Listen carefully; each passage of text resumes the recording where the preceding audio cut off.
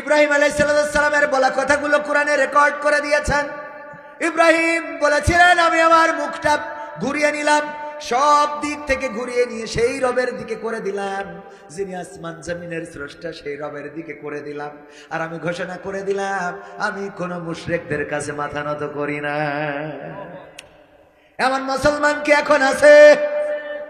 আছে, দুই একটা আছে, এখনো নেই তা না।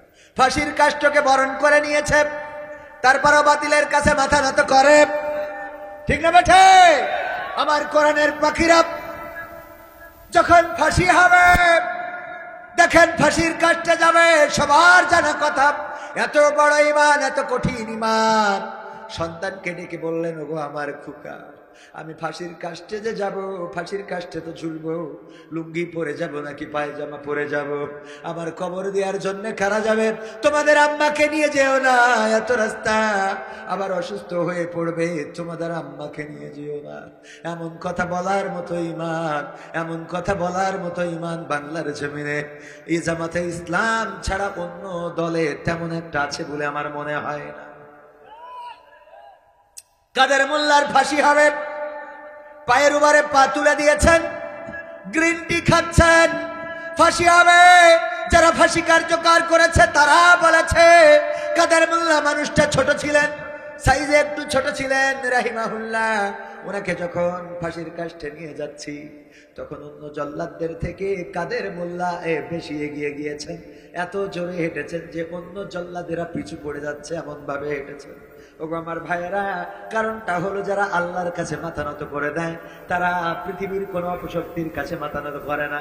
তারা জানে অভিভাবক হিসাবে আল্লাহ, তিনি আমাদের হেফাজত করবেন, আর যদি হেফাজত নাও করেন, আমরা শাহাদাতের মৃত্যু নিয়ে জান্নাতের বাসিন্দা হয়ে যাব।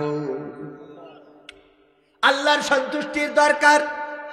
আব্দুল কাদের জিলানী রহমাতুল্লাহ আলাইহি তিনি চিৎকার করে আল্লাহর কাছে দোয়া করতেন, ওগো আমার রব, তুমি যদি আমাকে জান্নাতে দাও, আর তুমি যদি আমার সাথে কথা না বলো, তাইলে আমি ওই জান্নাত চাইবো না, ওই জান্নাতের প্রয়োজন নাই। আর তুমি যদি আমারে জাহান্নামে দাও, যদি আমারে জাহান্নামে দাও, আর যদি বলো আব্দুল কাদের জিলানী জাহান্নামটা কেমন লাগে, আমি সেই জাহান্নামটা চাইবো, যেই জাহান্নামে তুমি আমারে খোঁজ নিবা, যেই জাহান্নামে তুমি আমার সাথে কথা বলবা। ওগো আমার ভাইয়েরা, এমন ঈমান দরকার যে ঈমান আল্লাহর সন্তুষ্টির জন্য হবে, যে ঈমান আল্লাহর জন্য নিবেদিত হবে, যে ঈমান আল্লাহর জন্য আল্লাহর কাছে ছাড়া এই মাথার কারো কাছে নত হবে না। ইব্রাহিম আলাইহিস সালাম আল্লাহর দিকে মুখ করে দিলেন আর বললেন, আমি মুশরিকদের অন্তর্ভুক্ত নই। যখন আগুনে ফেলে দিল, আল্লাহ রাব্বুল আলামিনের দায়িত্ব হলো ইব্রাহিমকে রক্ষা করা। আল্লাহ আগুনকে বলে দিলেন, ইয়া নারু কুনি বারদাও ওয়া সালামান আলা ইব্রাহিম। ওগো আগুন, তুমি আমার ইব্রাহিমের জন্য ঠান্ডা আরামদায়ক হয়ে যাও। ইব্রাহিমের জন্য ঠান্ডা আরামদায়ক শুধু হইলই না, চারিদিকে ফুলের বাগান হয়ে গেল, জান্নাত থেকে সিংহাসন চলে আসলো, ইব্রাহিম আলাইহিস সালাম বসা। নমরুদ বলল, আগুন, তোমারে এত কষ্ট করে জ্বালাইলাম, এত কষ্ট করে বানাইলাম, এত কষ্ট করে এই জাহান্নামটা প্রস্তুত করলাম, আর আজকে আমার ডিবি, আমার এনএসআই, আমার ডিজিএফআই, আমার বিজিবি, আমার সেনাবাহিনী, তারা সব আমার বিরুদ্ধে চলে গেল। দাদা ছাড়া আমার আর দেখার কেউ রইল না। ঠিক না বে ঠিক? সবাই গেছে না যায় নাই? দুঃখ করে বলেছে না বলে নাই? ওই সময়ও নমরুদ বলেছিল, ওরে আগুন, এত করে তোরে জ্বালাইলাম, এত তেল পানি খরচ করলাম, এত কেরোসিন ঢাললাম, ডিজেল ঢাললাম, এত খড়ি ঢাললাম, আর আমি আগুন বানালাম, আর সেই আগুন তোরে ইব্রাহিম রে পুড়াও না, এই সেই আগুন তুমি ইব্রাহিম রে পুড়াতে পারো না।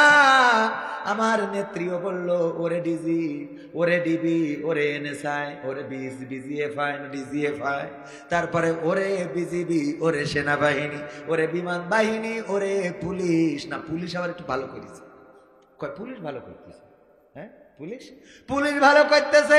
আমি এত কষ্ট করি তোকে জ্বালালাম, বানালাম, এত টাকা বেতন দিলাম, এত করে খাওয়াইলাম, তোরা খুন করলি, গুম করলি, যারে চাইলি তারে ধরলি, ধর্ষণ করলি, মারলি, কাটলি, সব দায়িত্ব আমি নিলাম। আর আজকে এই সময় এসে এখন তোরা বলিস যে আমাদের কিছু করার নেই, নেত্রী আপনি চলি যান। কথা কয় না। এটা কোরআন কি? ওয়াতুইজ্জু মান তাশাউ ওয়া তুযিল্লু মান তাশা, কথাটা কার? আল্লাহ যাকে চান তাকে ইজ্জত দেন, আর যাকে চান তাকে অপদস্থ করেন। যেই চেয়ারে বসার কথা ছিল কার, আর যার পদ্মা সেতু থেকে টুস করে ফেলে দেওয়ার কথা, ঠিক না ভাই? ঠিক, টুস করে ফেলে দেওয়ার কথা যারে, সেই ব্যক্তি এখন ওই চেয়ারে। আর পাশের চেয়ারে যার থাকার কথা আমার জনাব হযরত মাওলানা ওবায়দুল কাদের রাহিমাহুল্লাহ। আলহাজ আলহাজ আজকা আলকাস, হ্যাঁ, খেলা হবে, মাসুদ ভালো হলো না, ঠিক না বেঠে? ও আমার ভাইরা, এই আলহাজ আলকাস না, আপনারা যে যে ভাষায় যে বিশেষণেই তাকে বলেন না কেন, এই লোকটারে যে চেয়ারে থাকার কথা ওই চেয়ারে আবার খালেদা জিয়া বসেছে না বসে নাই? ডক্টর ইউনূসের পাশে গা ঘেঁষে ছবি তোলে কিডা? ডাক্তার শফিকুর রহমান সাহেব, ঠিক না বেঠে? যেই জায়গায় মিটিং করার কথা তাদের ওখানে জামাতরা করে। কয় করলাম কি আর হইল কি? দেখেন, আল্লাহর পরে আস্থা রাখা দরকার, ইমান রাখা দরকার। সময় দিয়ে দিবেন কি? সময় দিয়ে দিবেন কে? আল্লাহর পরে যাদের ইমান আছে তারা কখনো হারে না, তারা কখনো ভয় পায় না, তারা কখনো দুশ্চিন্তাগ্রস্ত হয় না, তারা কখনো মুসিবতের থেকেও কষ্ট পায় না। তার উদাহরণ দিতে যেয়ে যদি বলি, আমার ভাইজান উনি গরু পালন করে। কি পালন? এই গরু মাঠের মধ্যে খাওয়ার জন্য, গরু যেন খাইতে পারে ভালো করে, পেট ভরে মাঠের মধ্যে ছেড়ে দিয়ে আসছে। হঠাৎ করে পাশে থাকা বোন গরুরে দৌড়ানি দিয়েছে ধরার জন্য। বাঘ বের হয়ে, পাশে থাকা বোন বাঘ বের হয়ে গরুরে ধরার জন্য দৌড়ে, আপনারা কি বলেন, দৌড়ানি দেওয়া? তো দৌড়ানি দিয়েছে। গরুও দৌড়ায়, বাঘও দৌড়ায়। গরু কি বাঘের সাথে দৌড়ায় পারবে? বলেন পারবে?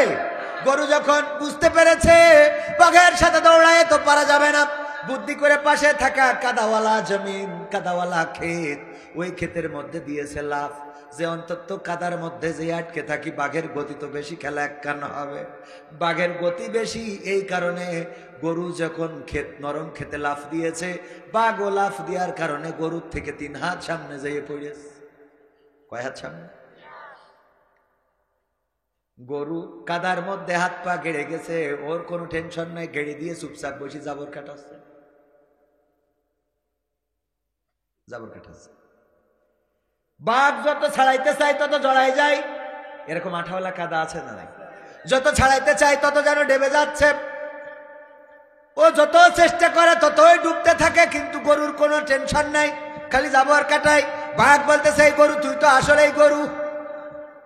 তো বলছে, কে ভাই, কি হয়ে আছে ভাই? কি হয়েছে মানে? এই গরু তুই তো আসলেই গরু, তোর অবস্থাটা কি? এই কাদার মধ্যে লাফ দিলি, যদি আমি তোরে ধরতে পারতাম, আমি খাইতাম, নিজে বেঁচে যেতাম, তুই মারা যাতিস, কথা তো ঠিক। কিন্তু তুই যদি দৌড়াই পালাইয়ে যাতিস, তাইলে তুইও বাঁচতিস, আমিও বাঁচতাম, দুইজনে বেঁচে থাকতাম। কিন্তু এমন একটা কাজ করেছ রে গরু, এখন এই কাদার মধ্যে আমিও না খেয়ে মারা যাব, তুমিও না খেয়ে মারা যাবা।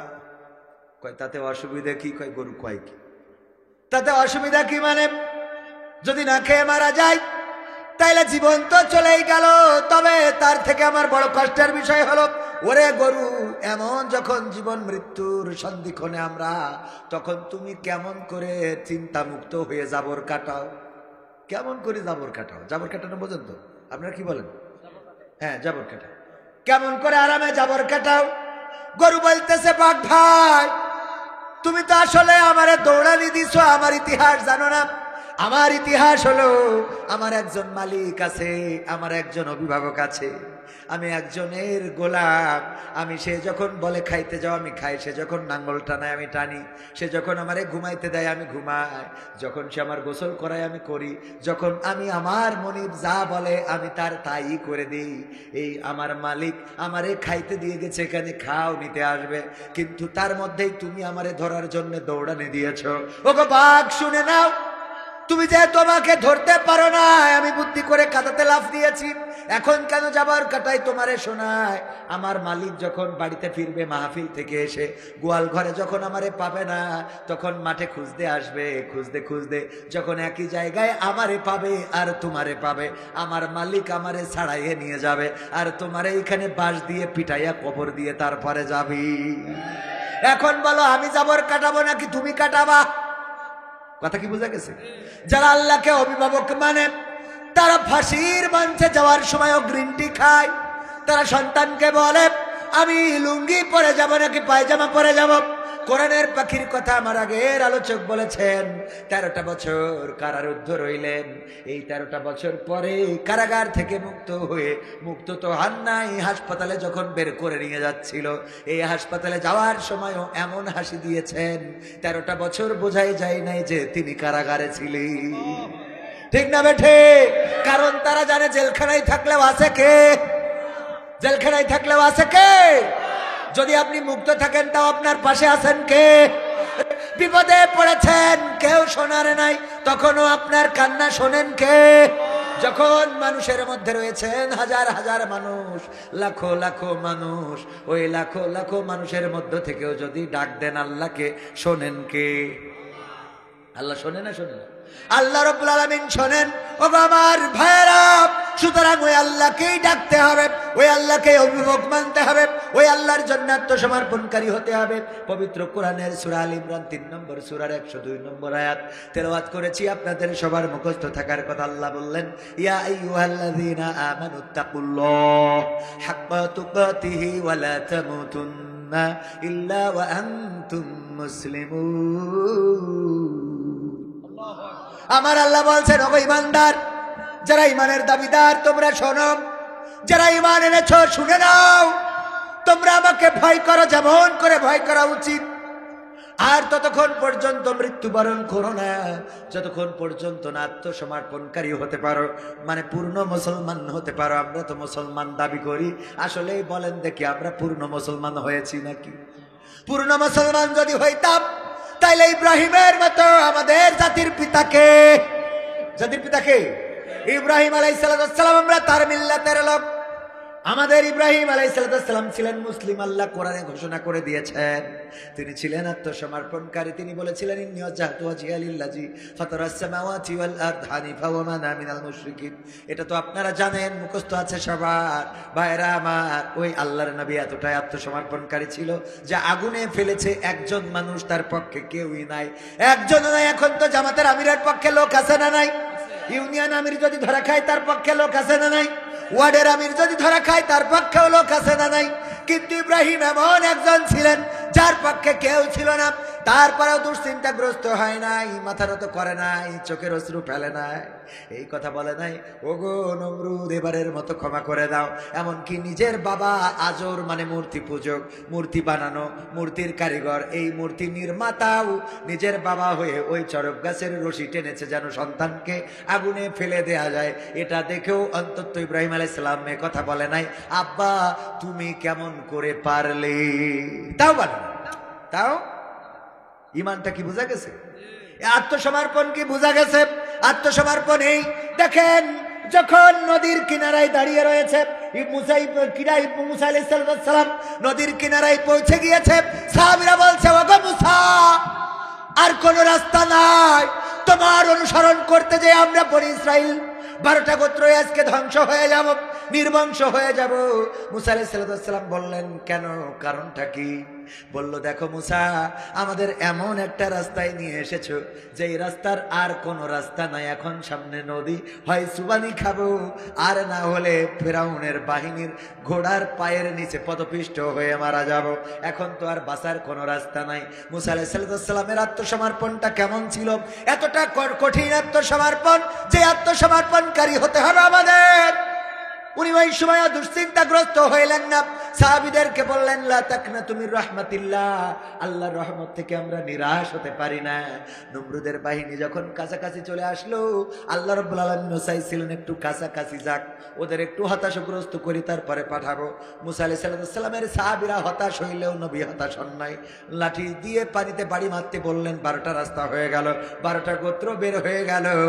আর ফেরাউন এসে কয়, এই রাস্তা আমার বাবার স্বপ্ন ছিল। ঠিক না বেঠে? এমপিরা সব কোথায় গেল, মন্ত্রীরা সব কোথায় গেল, কোথায় কাদের কাকা? তাদের সারা দেশটা এখন লাগে ফাঁকা ফাঁকা। ঠিক না বেঠে? পালাবো না, পালাবো না, প্রয়োজন হলে ফখরুলের বাসায় গিয়ে উঠবো। পালাবে না, পালাবে না, যাই না তবু দেখা, পালাবে না, পালাবে না, যাই না তবু দেখা। তাদের সারা দেশটা এখন লাগে ফাঁকা ফাঁকা, ওদের সারা দেশটা এখন লাগে ফাঁকা ফাঁকা।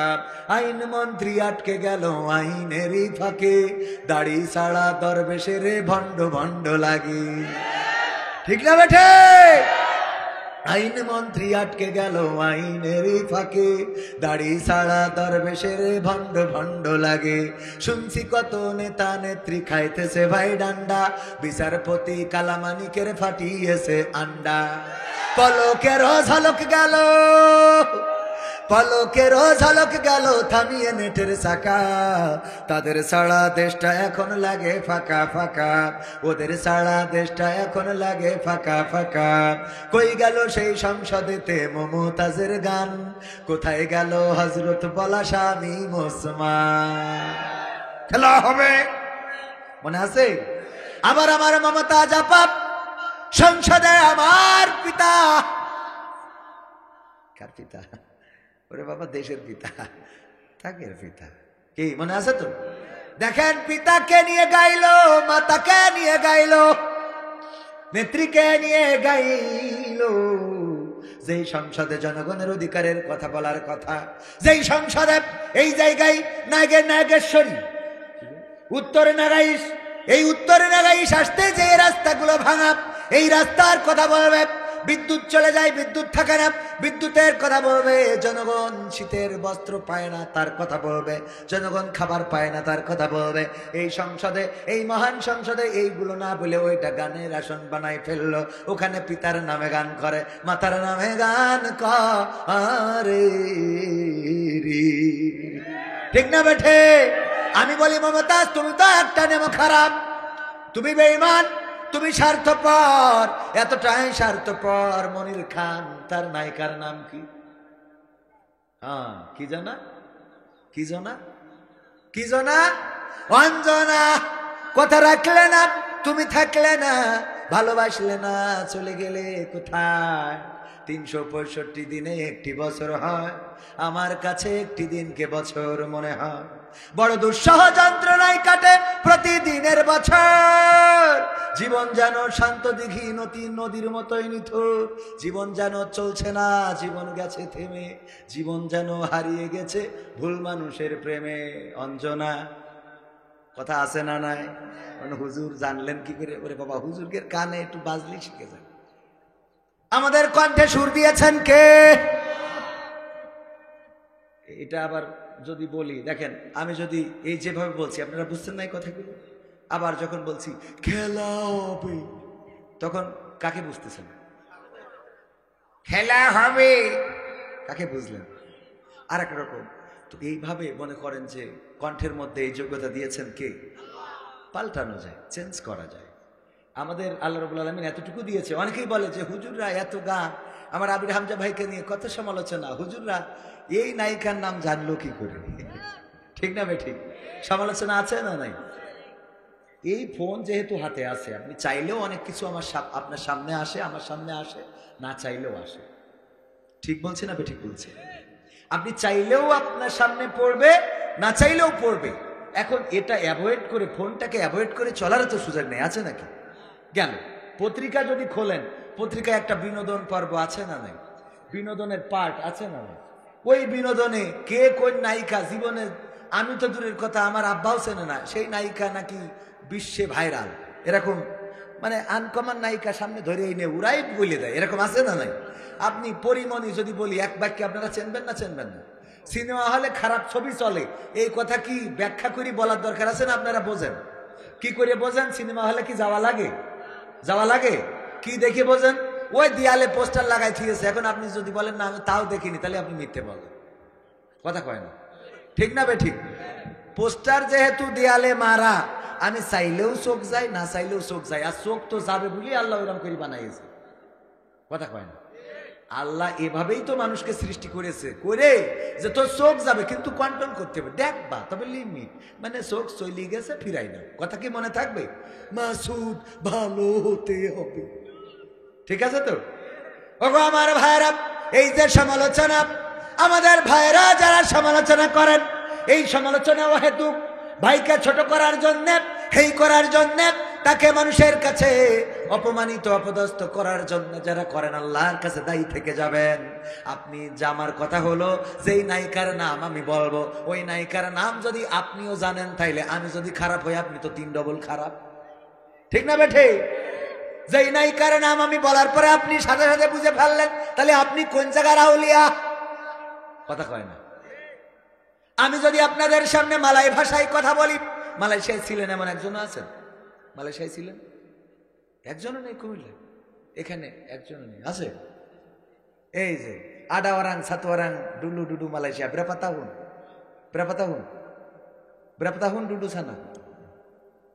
কয় বছর ছিলেন? 2 বছর। তো আডা পায়গা আমার কথা বলছেন কিনা একটু, মানে অনেক দিন থেকেছেন ভুলে গেছেন, এরকম এরকম হয়ে থাকতে পারে। এই যে ধরেন আমি যে কথাগুলো বললাম, এই কথাগুলো আপনারা তো কেউ বোঝেন না, ঠিক কিনা? যে মালয়েশিয়ায় থাকবে সে অবশ্যই বুঝে ফেলবে যে কবির ভাই কি বলতেছে, বুঝবে না? তার মানে সে মালয়েশিয়ায় গিয়েছিল বলে সে আরো আমার থেকে পণ্ডিত, ঠিক না বটে? এই জন্য নায়িকার নাম যদি বলি আর কেউ যদি বুঝে ফেলে, বুঝবেন আমার থেকে বড় হাদিও, কথা কি বোঝা গেছে? যাই হোক, ওই দিকে না যায়, আমি মমতাজের কথা বলছিলাম। দেখেন মমতাজ আপা আমার সংসদে গান গাইলো, আর মনির খানও গান গাইলো, প্রেম করে যারে ভালোবাসে। সেই নায়িকা চলে যাওয়ার পরে অঞ্জনা অঞ্জনা করে পাগল হয়ে গেল। এই মনির খান সারা বাংলাদেশের মানুষরা চিনাইছে, তার একটা ভালোবাসা ছিল, নাম ছিল অঞ্জনা, ঠিক কিনা? চলে যাওয়ার পরে গেয়েছে না গায়ে নাই? আর আমার মমতাজ সংসদে গেয়েছে, যতদিন পেয়েছে ততদিন গেয়েছে, যতদিন খেয়েছে ততদিন গেয়েছে, যতদিন নিয়েছে ততদিন গেয়েছে, যতদিন দিয়েছে ততদিন গেয়েছে। আর যখন আমার নেত্রী পালিয়েছে তখন আমার মমতাজ গান গাওয়া বন্ধ করে দিয়েছে, ঠিক না বেঠে? আমি বললাম ওগো মমতাজ, তুমি তো এইভাবে গাওয়া উচিত ছিল, আমার সোনার ময়না পাখি কোন বা দোষে দাদার কাছে গো, আমরা দেশে কেমনে থাকি রে আমার কলজের ময়না পাখি, ঠিক না বেঠে?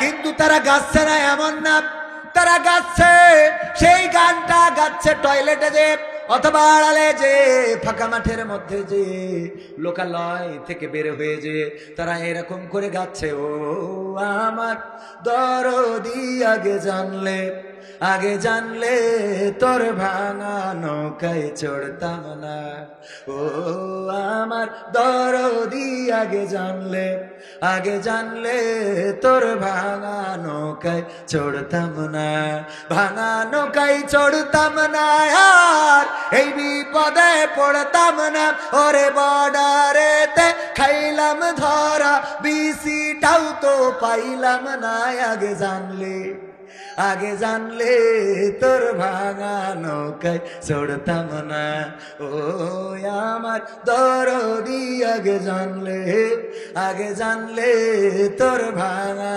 নৌকায়, ঠিক না বেঠে? আমার মমতাজ এই জন্য বললাম, কই গেল সেই সংসদেতে মমতাজের গান, কোথায় গেল হযরত বলা স্বামী ওসমান, ইনু মেনন্দি পুমনি আছে কারাগারে, পাপ করিলেও পাপ কখনো ছাড়ে কি আর তারে, কোথায় গেল স্পিকারের কোথায় গেল স্পিকারের দৃষ্টি আঁকা বাঁকা, তাদের সারা দেশটা এখন লাগে ফাঁকা ফাঁকা, ওদের সারা দেশটা এখন লাগে ফাঁকা ফাঁকা। কোথায় গেল আরাফাত আর ব্যারিস্টার সুমন, কথা বলার সময় তারা করে নিয়োজন। মুরগি কবির খাইছে ধরা, জাফর কোথায় আছে, গোপনে কি সেও গেল মোদি দাদুর কাছে। কোথায় গেল আরাফাত আর ব্যারিস্টার সুমন, কথা বলার সময় তারা করে নিয়োজন। মুরগি কবির খাইছে ধরা, জাফর কোথায় আছে, গোপনে কি সেও গেল মোদি দাদুর কাছে। কোথায় গেল এ সালামের, কোথায় গেল এ সালামের কাড়ি কাড়ি টাকা, তাদের সারা দেশটা এখন লাগে ফাঁকা ফাঁকা ফাঁকা লাগে কিনা? হুজুর আজকে ধানমন্ডি 32-এ আওয়ামী লীগের মিছিল, এ বিষয়ে কিছু বলবেন? আচ্ছা, ওই যে মিছিল করে ওরা কারা? ওরা কারা? কোত্থেকে এলো ওরা? মানুষের তো একটা লজ্জা থাকে, কথা কয় না, যে বাঘের গালে ফেলে থুয়ে হাঁটা দিয়েছে, এখনো যদি ওখানে থেকে এগের পক্ষে স্লোগান দেয়, আজ যাই হোক এগের একটু লুঙ্গি খুলি দেখা দরকার, কথা কয় না, ঠিক না বে? ঠিক। এটা তো লজ্জারও একটা লজ্জা আছে না? মানুষের তো একটা সম্মান বোধ থাকে। এই যে ধরেন আপনার এই রাস্তা দিয়ে যাচ্ছি, হঠাৎ দেখি একজন হলো আমাদের মাহমুদুল হাসান জিহাদি ভাই বলতো, তখন মোটরসাইকেলের যুগ ছিল, তো ওয়াজ করে মাহফিল করে ফিরেতে যাচ্ছে, তো যাওয়ার পথে দেখে মোড়ের মাথায় একজন ওই প্রাকৃতিক কাজ সারতেছে, বুঝতে পারছেন তো? মানে কি করতেছে? হ্যাঁ, পায়খানা ফেলছে। তো পায়খানা ফেলছে, তো মাহমুদ হাসান জিহাদি ভাই চিন্তা করলো, উনি মারা গিয়েছেন রাহিমাহুল্লাহ, আল্লাহ তার কবরটাকে মাফ করুক। সাতক্ষীরার আলেম ছিল একসময়, আমার আব্বারা একসাথে আলোচনা করতেন। তো মাহমুদুল হাসান জিহাদি বলতেছে যে, যেহেতু রাস্তার তেমাতনার মোড়ে এই কাজটা সারতেছে, রাতের অন্ধকারে মাহফিল করে ফেরার সময় দেখি, তো ওরে একটু যেন লজ্জা পায়, এই কারণে মোটরসাইকেলের হেডলাইটটা ওর দিকে ঘুরাই ধরেছি, যাতে ও একটু লজ্জা পেয়ে আর এই কাজ জীবনে না করে। ও এত লজ্জা পেয়েছে যে লুঙ্গি তুলে মুখ ঢেকে বসে আছে। বিষয়টা কি বোঝা গেছে? মানে লুঙ্গি খুইলে একেবারে উপরে তুলি, তো একেবারে মুখ ঢেকে নিচের দিকে যাওয়াই, ও নিচের দিকে যে পদ্মা ব্রিজ দেখা যাচ্ছে, ও দেখে খেলনা। এই যারা এখনো মিছিল করে, এখনো তাদের পক্ষে যারা রাজপথে নামে, ওদের লজ্জার অবস্থায় এইটা ছাড়া কিছু না। এরা বেলেহাজ। একজন স্বৈরাচার গোটা বাংলাদেশে আলেম ওলামাদেরকে কারারুদ্ধ করেছে, আমার মামুনুল হককে রিমান্ডে নিয়ে অসুস্থ করেছে, আমার আমির হামজাকে অসুস্থ করেছে, কোরআনের পাখি আল্লামা দেলোয়ার হুসাইন সাইদির নামে ফাঁসির রায় পর্যন্ত দিয়েছে, আমার নেতৃবৃন্দকে ফাঁসির কাষ্টে ঝুলিয়েছে। তাদের পক্ষে এখনো যারা মিছিলে দাঁড়ায়, আজ যাই হোক কোন মুসলমানের সন্তান হতে পারে না। মুসলমানের সন্তান হলে এই আলেম বিদ্বেষী, তাওহীদি জনতা বিদ্বেষী, মাদ্রাসা বিদ্বেষী, কোরআন হাদিস বিদ্বেষী, তাদের পক্ষে কেউ দাঁড়াতে পারে? যারা দাঁড়িয়েছে তাদেরকে বলবো, এত তাড়াতাড়ি মাঠে নামো না। তোমরা একবার আনসার হয়ে নেমেছো, তোমরা একবার রিক্সাওয়ালা হয়ে নেমেছো, তোমরা হিন্দু হয়ে নেমেছো, তোমরা দাদাদের দেশের দালাল হয়ে নেমেছো, সাংবাদিক হয়ে নেমেছো, নানান ভাবে দাঁড়ানোর চেষ্টা করেছো। এই বাংলাদেশের তাওহীদি জনতা জানে 1952-তে আন্দোলন করেছিল, রক্ত দিয়েছিল, পাকিস্তানি হানাদারদের বুঝিয়ে দিয়েছিল। রক্ত দিতে জানি, কিন্তু মায়ের ভাষার অধিকার ছেড়ে দিতে জানি না। 1971-এ রক্ত দিয়ে প্রমাণ করেছিল আমরা রক্ত দিতে জানি, শহীদ হতে জানি, কিন্তু বাংলাদেশের মানচিত্রের 1 ইঞ্চি মাটির অধিকার ছেড়ে দিতে জানি না। 2024-এ এসে আমার ছাত্র জনতা বুক পেতে দিয়ে প্রমাণ করেছিল, জীবন লাগে জীবন নাও, রক্ত লাগে রক্ত নাও।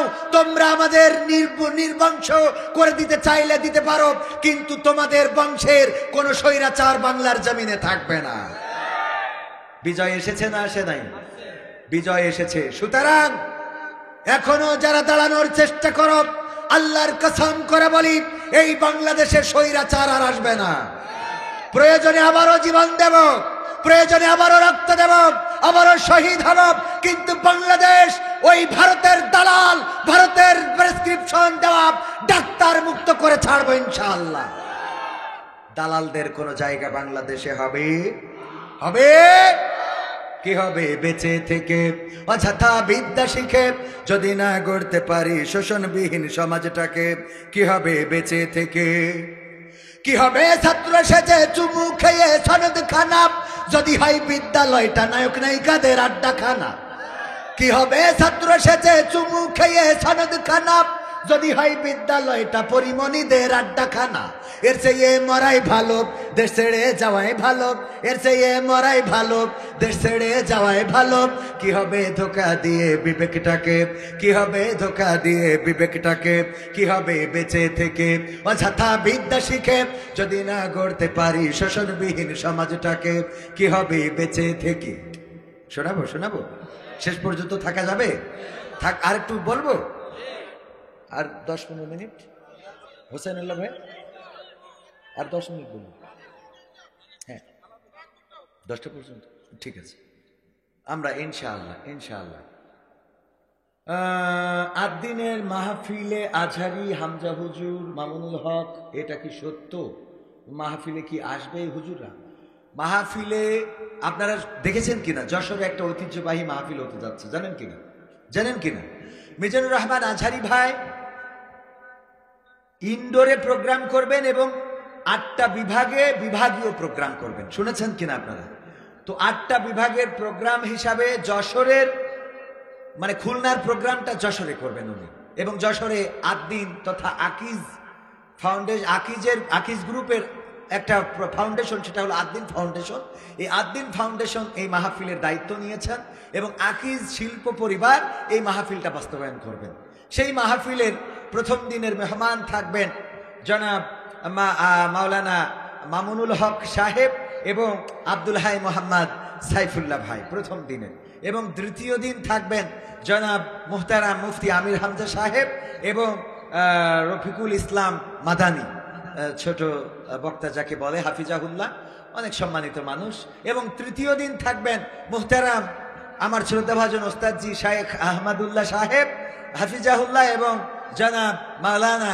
ডক্টর মিজানুর রহমান আজহারি হাফিজাহুল্লাহ সাহেব এই মাহফিল 3 দিন ব্যাপী হবে যেটা জানুয়ারি 1, 2 এবং 3 তারিখ যশোরের আদ্দিন সকিনা মেডিকেল কলেজ হাসপাতাল সংলগ্ন মাঠে বিশাল বড় মাঠ কয়েক শত জমি কিনে রাখা আকিজ পরিবারের সেই জমিনের উপরে এই মাহফিল করবে এবং গোটা মাহফিলটার দায়িত্ব নিয়েছেন আকিজের শিল্প পরিবার এই শিল্প পরিবার মাহফিলের সমস্ত খরচা মেইনটেইনস এমনকি উদ্বোধন করবেন মুহতারাম যতদূর জানি আমাদের বাইতুল মুকাররমের সম্মানিত খতিব সাহেব ওনার যাওয়ার কথা যে উনি যদি সব ঠিক থাকে তাহলে হেলিকপ্টারে করে যে মাহফিলটা উদ্বোধন করে আসবেন এই মাহফিলটা হবে কোথায় আমার যশোরে আমাদের যশোরে আপনারাও আনন্দিত হবেন আমি তো আপনাদেরই বক্তা যশোরের বক্তা ঠিক কিনা সুতরাং আপনারা তো আমার লোক আবার আমি কবির বিন সামাদ হওয়ার পিছনে এই কুমিল্লার অনেক মানুষের সহযোগিতা রয়েছে হাত রয়েছে যখন আমাকে যশোরের মানুষ চিনত না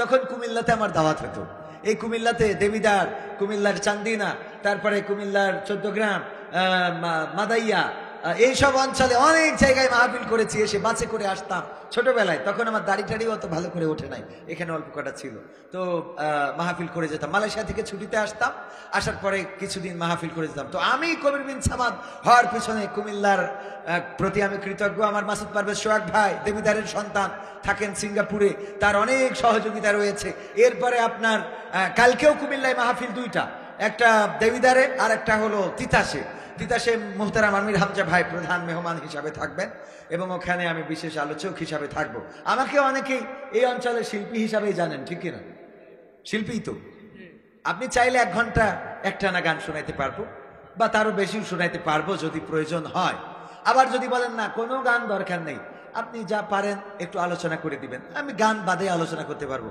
মাঝে মাঝে বলে যে হুজুর গান আর আলোচনা 2টার সমন্বয়ে মিক্স অ্যালবাম কি অ্যালবাম মিক্স অ্যালবাম তো মিক্স অ্যালবাম আমি শোনাই আলহামদুলিল্লাহ জয় বাংলা স্লোগান নিয়ে কিছু বলেন জয় বাংলা স্লোগান তো মাহফিলেও চলে এসেছি ঠিক না হাফিজুর রহমান সিদ্দিকী হুজুর কুয়াকাটা মুহতারাম উনি আলোচনা করেছেন পিস্তি কয় জয় বাংলা ঠিক না মানে এটা আমাদের বাচ্চাদের নারায়ে তাকবীরের পরিবর্তে এটা ভারতীয় প্রোপাগান্ডা তাদের প্রেসক্রিপশনে তারা চেয়েছে যেই দেশে যেমন দেখেন ওই দেশে প্রোপাগান্ডা চালানো হচ্ছে, যেই দেশে হিন্দুদের নির্যাতন করা হচ্ছে। বলছে না বলছে না? আসলে কি হিন্দুদের নির্যাতন করা হচ্ছে? আমি বলেছি হিন্দুদের নয়, বরং আমার দেশে মুসলমান নির্যাতিত হচ্ছে। আমার চট্টগ্রামে অ্যাডভোকেট সাইফুল ইসলাম আলিফকে এই ইসকনের সন্ত্রাসীরা কুপিয়ে কুপিয়ে হত্যা করেছে, বলেন ঠিক কিনা? তার প্রতিবাদে আমরা শুধুমাত্র প্রতিবাদ মিছিল করেছি, আমরা কোনো হিন্দুর ঘাড়ে লাঠি মেরেছি। বরং আমি বলেছি, ওগো আমার দাদারা, তোমরা শুনে নাও, এই দেশে মুসলমান বা সংখ্যা গরিষ্ঠ নির্যাতন হচ্ছে। প্রমাণ নিতে চাইলে তোমাদের বলি, এই দেশে ইসলাম প্রচারের জন্য এসেছিলেন বঙ্গবন্ধুর পরিবার, আর সেই পরিবারের একজন শেখ হাসিনা। তিনি সকালবেলা উঠে আগে কি করতেন? জায়নামাজটা খুঁজতেন, তারপরে ফজরের নামাজ পড়তেন, তারপরে কোরআন তেলাওয়াত করতেন, তারপরে দিনের শুরু করতেন। আমার শামীম ওসমান বলল যে ওলিয়া উলিয়ার পর্যায়ে পৌঁছে গেছে, আমরা সেই মানুষটারে পর্যন্ত তাড়াই দিলাম। কথা কয় না? এটা সংখ্যালঘু না সংখ্যাগরিষ্ঠ? সংখ্যাগরিষ্ঠের পক্ষের লোক না? তাইলে প্রথমে গেল তিনি, দুই নম্বর আউলিয়া জনাব শামীম ওসমান হাফিজাহুল্লাহ। 80-90 রাকাত তাহাজ্জুদ না পড়ি ঘুমাতে যায় না, ঠিক না বেঠিক? এই তাহাজ্জুদ গুজারি এই পীর সাহেবকে আমরা পাঠাই দিলাম বুরখা পরাইয়া। সংখ্যালঘু না সংখ্যাগরিষ্ঠ? 3 নম্বর আউলিয়া জনাব দরবেশ সালমান এফ রহমান দরবেশ, যখন শেয়ার বাজারে মৌজেজা দেখায় সব দখল করে নিল, তারপর থেকে আমরা তাকে পীর মানি, ঠিক না? শেয়ার বাজার কেলেঙ্কারি করেছে না করে না? তার মৌজেজা দেখিয়েছিল যে দরবেশের মৌজেজা কি। এই মৌজেজা দেখানো দরবেশ রে দাড়ি পর্যন্ত আউট হয়ে গেল। কথা কয় না? 4 নম্বর আউলিয়া জনাব হযরত ওবায়দুল কাদের হাফিজাহুল্লাহ।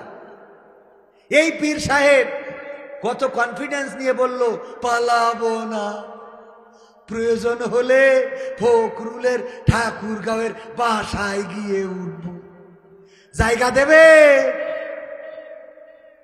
এই লোকটাও আমরা কোথায় গেছে গৌর গোবিন্দের মতো এখনো খুঁজে পেলাম না, ঠিক না বেঠিক? এটা সংখ্যালঘু না সংখ্যাগরিষ্ঠ? 5 নম্বর আউলিয়া জনাব মানিক্কা বিচারপতি। এইটা বুঝলো যে দুনিয়ার সুখই না, এই জন্যে সব ছাড়িয়ে দিয়ে দাড়ি টুপি রেখে কলা পাতায় বাগানে যেয়ে শুয়েছিল, ঠিক না বেঠিক? যে একেবারে চলে আইছি বনবাসে। একজন বলছে যে এই আমার রানীকে বনবাসে পাঠাও, তা বলছে রাজা মশাই, রানীকে এত সুন্দরী নারী বনবাসে পাঠাইয়ে কি হবে? তার সেই আপনি এক কাজ করেন, আমার সাথে দিয়ে দেন। কেন? তা বলছে আমি তো প্রায় কাছাকাছি বনের মধ্যেই থাকি, আর আমার বাড়ির কাছে বাঁশঝাড়ও আছে, বনে বাসে না দিয়ে আমার কাছে দেন, আমার বাড়ির কাছে বাঁশঝাড়ও আছে, আর বনের মধ্যে আমার বাড়ি। তো এই যে অবস্থা, এই যে বনবাস, সে চিন্তা করলো যে পীর সাহেব উনি টুপি দাড়ি এগুলো রেখে কি করলো, কলা পাতায় শুয়ে থাকলো। আমরা তার ধরলাম বিসি পর্যন্ত খুঁজে পাইনি। কথা কয় না? এরপরে ইনু মেনো এরা জীবনে রাম বামের পক্ষের লোক, তাদের পাগড়ি পরাইয়ে তো আমরা করাই নিয়ে আইছি। কথা কয় না? এদের আমরা ধরি জেলখানায় নিয়ে কারোর উপর দিয়ে কারোর নিচেতে ডিম খাওয়ানো হচ্ছে, ঠিক না বেঠিক? এরা সংখ্যালঘু না সংখ্যাগরিষ্ঠ? আরাফাত ব্যারিস্টার সুমন, গরু বেচছি ঠেকা দিব, তোমরা খালি গোল করবা, গরু বেচছি ঠেকা দিব, তোমরা খালি খেলবা, ব্রিজ করিয়ে দেব, তোমাদের যা লাগবে তাই আমি দিব। কত কথা, কত মাত্রাই রে ভাই। এই লোকটাকেও আমরা ধরেছি না ধরি নাই? পলক যে নেটের ঝলক দেখাইলো, জেলখানাতে বেরোচ্ছে, ঠিক না বেঠিক? এই পীর সাহেবেরও আমরা রিমান্ডে রেখেছি না রাখি নাই? তাহলে সংখ্যালঘু নির্যাতন হচ্ছে না সংখ্যাগরিষ্ঠ? বলেন? সংখ্যাগরিষ্ঠ। প্রতিবাদ তো করবো আমরা। আমার নেতৃত্ব নিয়ে গেলে কোন দুঃখে ডাকবে?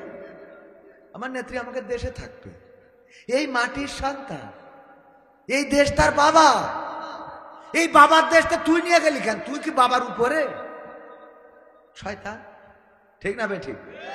আবার কয় চলো চলো বাংলাদেশ চলো, চলো চলো ঢাকা চলো। আমি কইছি আইসো, আমরাও কেসি নিয়ে দাঁড়াই আছি তার কাটা, কাঠ পোয়া ঢুকাবো, কেমন ঠিক আছে না? শোনা কথা ঠিক আছে তো? দাদার দেশ থেকে প্রোপাগান্ডা চালানো হচ্ছে। এই জয় বাংলা হলো সেই স্লোগানের একটা অংশ। তারা জানে নারায়ে তাকবীর এই স্লোগান দিলে বাতিল পালায়, শয়তান পালায়। সুতরাং নারায়ে তাকবীরের বিকল্প হিসেবে, লিল্লাহি তাকবীরের বিকল্প হিসেবে, আল্লাহু আকবার স্লোগানের বিকল্প হিসেবে জয় বাংলা স্লোগানকে তারা ব্র্যান্ডিং করতে চেয়েছিল। কিন্তু বাংলাদেশের তাওহীদি জনতা এই জাতীয় স্লোগান তারা খাই না। ঠিক না বেঠে? আমরা মরলেও স্লোগান যেটা, বাঁচলেও স্লোগান সেটা, বিপদে পড়লেও স্লোগান যেটা, ঈদের আনন্দের দিনেও স্লোগান সেটা। বলেন ঠিক না? সবাই বলেন লিল্লাহি তাকবীর, লিল্লাহি তাকবীর। এই আল্লাহু আকবারের স্লোগান শুনলে বাতিলের কলিজায় আঘাত করে, ওদের অন্তরাত্মা কেঁপে ওঠে। ওরা বুঝতে পারে তাওহীদি জনতা জেগেছে। এরা তো সেই জাতি যারা তিতুমিরের সন্তান, শাহজালালের সন্তান, গৌর গোবিন্দের বাংলাদেশে জায়গা হয় নাই। ওরা তো সিরাজউদ্দৌলার সন্তান, এই সিরাজউদ্দৌলার বাংলায় মীর জাফরের ঠাঁই নাই। ওরা যদি তাকবীর স্লোগান দিয়ে রাস্তায় দাঁড়ায়, আমাদের দালাল যারা আছে, ভারতের এজেন্ট যারা আছে, তারা এই দেশে দাঁড়ানোর সুযোগ পাবে না। এই জন্যে জয় বাংলা নামের একটি শিরকি স্লোগান চালু করেছিল। বলেন ঠিক কিনা? জয়ের মালিক কে? সুতরাং আমরা যদি জয় বাংলা বলি, বলার পরে বলার দরকার ছিল জয় আল্লাহ। ঠিক না বে ঠিক? কিন্তু জয় বাংলা বলে তুমি জয় বঙ্গবন্ধু বলো, তা বঙ্গবন্ধু এত জয় হলি পড়ে থাকলো কেন? কথা কয় না। আর এগেরও কিছু হুজুর আছে মিজাজ খারাপ হয়ে যায়। এই বঙ্গবন্ধু ইন্তেকাল করেছে, শোক দিবসে দোয়া করে, আল্লাহ বঙ্গবন্ধুকে সপরিবারে যারা হত্যা, তুমি তাদের জান্নাতুল ফেরদাউস নসিব করিয়ে দাও। শয়তান, তোর আমলিক করতে কইস কিরা? তো তুই তো আমলিক করার যোগ্য না তুই। ঠিক না বেঠিক? এই জন্য এখন হিন্দু হয়ে রাস্তায় দাঁড়ায়। ঠিক না বেঠে? মিছিলের মধ্যে, হিন্দুদের মিছিলে হঠাৎ করে জয় বাংলা স্লোগান ওঠে না, ওঠে না। স্লোগান দিয়ে আবার ডুব দেয়, যে ভুল করি ফেলেছি, গালে কামড় খায়। শয়তান মুসলমানের দাবি করিয়ে তুমি ওখানে যাও, আল্লাহ হেদায়েত নসিব করে দিন। বলেন আমিন। তারপরে এরপরে আর কি বলতে চাইলাম, যাই হোক অত দরকার নেই। ভারতের কথা বলছিলাম। দাদাদের দেশে শুধু এতটুকু বলতে চাই, ওরা তো তারা যারা আমাদের দেশে সাম্প্রদায়িক দাঙ্গার কথা বলে, ওরা আমাদের বাবরি মসজিদটাকে ভেঙে রাম মন্দির বানিয়েছে। ঠিক না বেঠে? আমার বাবরি মসজিদটাকে ভেঙে রাম মন্দির বানিয়েছে। আমার মসজিদগুলো ভারতে যেগুলো আছে, মুসলমানরা স্বাধীনভাবে ইবাদত করতে পারে না, সেই মসজিদের সামনে যে ঢাক ঢোল সাজর বাজর এইগুলো বাজিয়ে থাকে। বলেন ঠিক কিনা? মুসলমানদের আটকে ধরে তাদেরকে জয় বাংলা, জয় শ্রীরাম বলে স্লোগান দেওয়ায় গরু খাওয়ার অপরাধে পিটিয়ে পিটিয়ে হত্যা করে। আর আমি চ্যালেঞ্জ করেছি, আমার বাংলাদেশে আজ পর্যন্ত একটা মন্দির ভেঙে মসজিদ হয় নাই। কোন হিন্দুকে ধরে নারায়ে তাকবীর আল্লাহু আকবার স্লোগান দেওয়ানো হয় নাই। কোন মন্দিরের সামনে যেয়ে মুসলমানেরা আজান দেয় নাই। আমাদের দেশে হিন্দু, বৌদ্ধ, খ্রিস্টান মিলে মিশে বসবাস করে। বলেন ঠিক কিনা? আর দাদারা আমাদের বলে আমরা নাকি এই দেশে সাম্প্রদায়িক দাঙ্গা বাঁধাচ্ছি। সাম্প্রদায়িক দাঙ্গা আমার দেশে নেই। সাম্প্রদায়িক দাঙ্গা তো তোমার দেশে, যেই দেশে মুসলমানরা স্বাধীনভাবে বসবাস করতে পারে। এমনকি তারা এতটাই শয়তান, এতটাই বেআদব, বেলেহাজ, ভারতের মিডিয়াগুলো প্রতিবাদ জানায় ওই কুলাঙ্গার সাংবাদিকদেরকে। ওরা নিজেরা যে প্রতিমা বিসর্জন দেয়, ওই বিসর্জন দেওয়ার সময় প্রতিমা ধরে ধাক্কা মেরে ফেলে দেয়, মূর্তির ঘর থেকে টাইনে হিসড়ে নিয়ে আসে না, আসে না, আনে না, আনে না। ওরা মূর্তিগুলো টাইনে নিয়ে এসে নৌকায় তুলে বিসর্জন দেয়। সেই ভিডিওগুলো প্রচার করতেছে, এই যে দেখেন কিভাবে আমাদের বাংলাদেশে মূর্তি পূজা মন্দির থেকে বের করে দিচ্ছে। বলেন নাউজুবিল্লাহ। শয়তান, তুরা মেরে আবার তুরা আমাদের নামে মামলা দিস। এরা ভালো হলো না। ঠিক না বেটি? কুত্তার ল্যাজ কোনোদিন সোজা হয়? কুত্তার ল্যাজ সোজা হয় নাই। নিজেরা বিসর্জন দেওয়া মূর্তি মুসলমানদের নামে চালিয়ে দাও। তোমরা মাথায় রেখো, বাবরি মসজিদ ভেঙেছ, রাম মন্দির বানিয়েছ, তোমরা বাবরি মসজিদ ভাঙো নাই। আমার কোরআনের পাখি বলেছিলেন তোমরা তোমাদের তাকদীরকে ভেঙেছো। ঠিক না বেঠিক?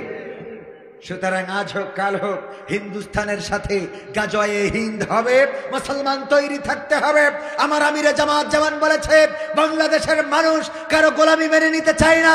দাদা বাবুদের ওই আমার উপরে আঙ্গুল ঘুরাবে এটা মেনে নিতে চায় না। বাংলাদেশের তাওহীদি জনতা, বাংলাদেশের জনগণ এতটুকু মাথায় রাখতে হবে যে আমার দাদার দেশকে 1 ইঞ্চি মাটির অধিকার ছেড়ে দেওয়া হবে না। এই দেশ আমরা রক্ত দিয়ে এনেছি, আমরা শহীদ হয়েছি, জীবন দিয়েছি, তার বিনিময়ে বাংলাদেশ এনেছি। সুতরাং এই দেশ দাদাদের হবে না।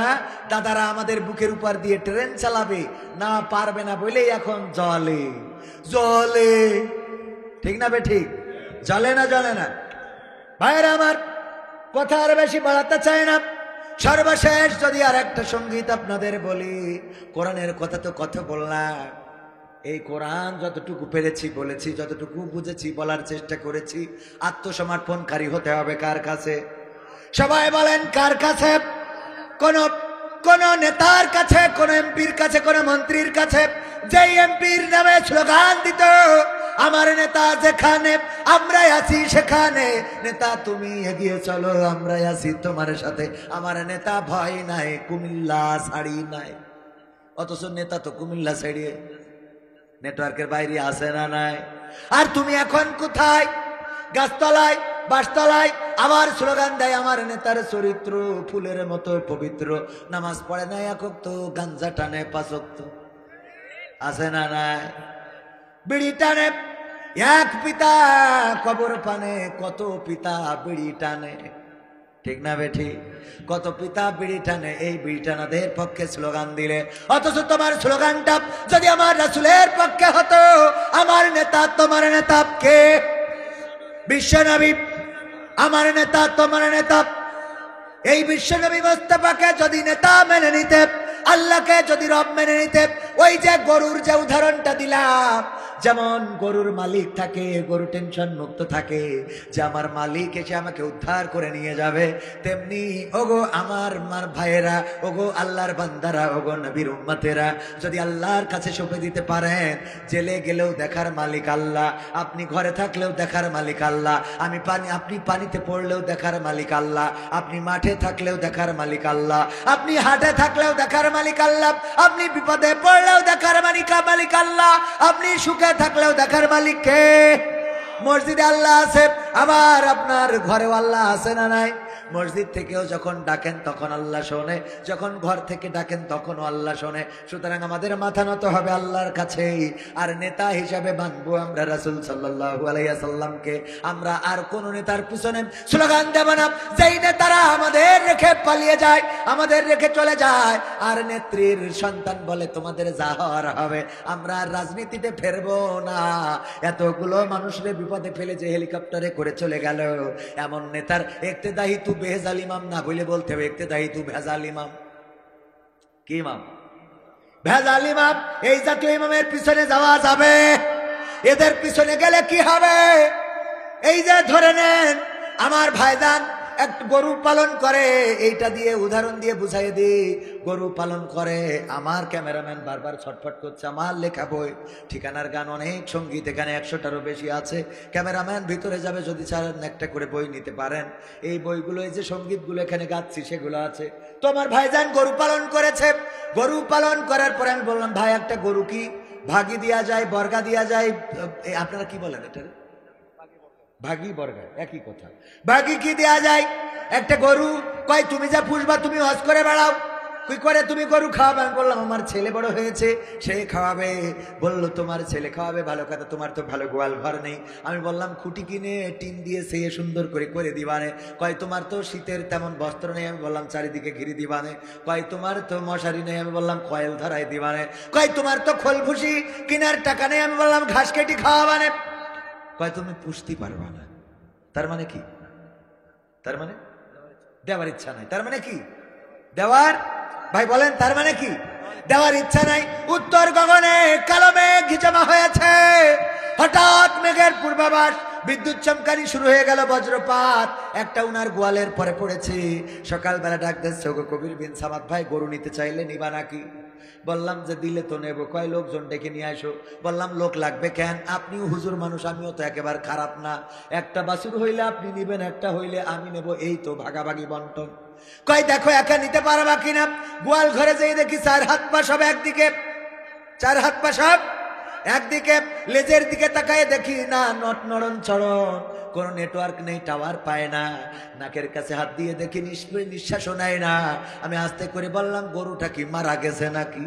বলছে মারা গেছে বলেই তো তোমার ডাকছি, গরুটা ফেলতে জাতি হবে। মারা গেছে বলে, মারা গেছে বলে ডাকতেছি। জীবন্ত থাকতে গরু কি বললো মনে আছে তো? গোয়াল নাই, খোল নাই, ভুসি নাই, খাওয়ানোর ঘর নাই, রাখার ঘর নাই, শীতের কাপড় নাই। এবার যেই মরে গেছে সেই আসব, গরুটা ফেলতে হবে। ওগো আমার ভাইয়েরা, যারা দুনিয়ায় চলার পথে আল্লাহ রসুলের দাড়ি ভালো লাগে না, টুপি ভালো লাগে না, আল্লাহ রসুলের আনিত দিন পছন্দ হয় না, ইসলাম ভালো লাগে না, নামাজ ভালো লাগে না, রোজা ভালো লাগে না, মরার পরে তাদের যখন হুজুরকে ডেকে বলে, হুজুর এই লাশটা এখন জানাজা পড়ায় কবরে দিতে হবে, ওই লাশ অন্তত আর কাঁধে নেওয়া যাবে। কথা কেন নিয়ে যাবে? আল্লাহ আমাদের সহি সমঝ দান করুন, বলেন আমিন। পড়েন আল্লাহুম্মা সাল্লি আলা মুহাম্মাদিন ওয়া আলা আলি মুহাম্মাদ কামা সাল্লাইতা আলা ইব্রাহিম ওয়া আলা আলি ইব্রাহিম ইন্নাকা হামিদুম মাজিদ। আল্লাহুম্মা বারিক আলা মুহাম্মাদিন ওয়া আলা আলি মুহাম্মাদ كما باركت على إبراهيم وعلى آل إبراهيم إنك حميد مجيد. الحمد لله رب العالمين. ربنا ظلمنا أنفسنا وإن لم تغفر لنا وترحمنا لنكونن من الخاسرين. ربنا آتنا في الدنيا حسنة وفي الآخرة حسنة وقنا عذاب গভীর রাত তোমার বান্দাদের নিয়ে এই শীতের রাতে এখনো পর্যন্ত তোমার বান্দারা রাত জেগে বসে আছে কোরআনের সম্মানে। আল্লাহ এই দিনের মাহফিলের সম্মানে তোমার বান্দা যারা এসেছে, আল্লাহ তুমি দয়া করে সকলকে তোমার শাহী দরবারে কবুল করে নাও। আল্লাহ তুমি সকলের জীবনের গুনাহ খাতাগুলো মাফ করে দাও। ওগো আল্লাহ, আমরা জেনে না জেনে, বুঝে না বুঝে শয়তানের ওয়াসওয়াসায় পড়ে কত গুনাহ করলাম। আল্লাহ তুমি দয়া করে আমাদের সকলের জীবনের গুনাহগুলো ক্ষমা করে দাও। আল্লাহ জীবনে এমন অনেক গুনাহ আছে যেই গুনার খবর যদি মা জেনে যেত, মা জননী ভাত রান্না করে খাওয়াতো না, যদি বাবা জেনে যেত বাড়িতে জায়গা দিত না, যদি গ্রামের মানুষ জেনে যেত সালিশ দরবার বসাতো, আল্লাহ যদি বন্ধুরা জেনে যেত বন্ধুত্ব থাকতো না, স্ত্রী জানলে সম্পর্ক রাখতো না, সংসার করতো না।